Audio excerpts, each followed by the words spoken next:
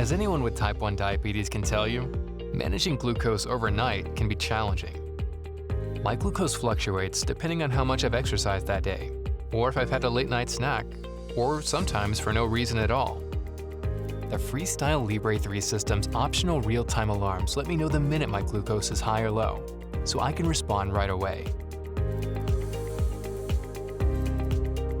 To set or turn on alarms, go to the main menu and tap Alarms. Let's start with the low glucose alarm. Tap the slider to turn the alarm on. If the alarm is on, you'll be notified the minute your glucose crosses the alarm level you set, which is initially set at 70 milligrams per deciliter. If you want to change this value, scroll and choose a value between 60 and 100, then tap Save.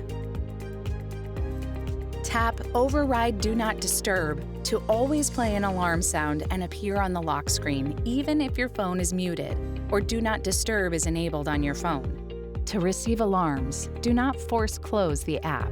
If you restart your phone, open the app to ensure it's running in the background. Follow the same steps to set a high glucose alarm. You can also customize your signal loss alarm, which automatically turns on the first time you turn the low or high glucose alarm on.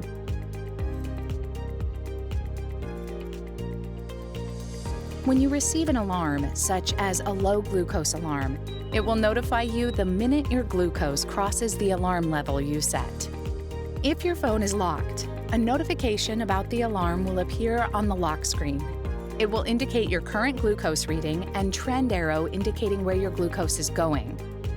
Tap the notification to open the app and dismiss the alarm. The FreeStyle Libre 3 system is designed to fit easily into my life in so many ways. Having up-to-the-minute glucose alarms helps me respond quickly, especially in the overnight hours.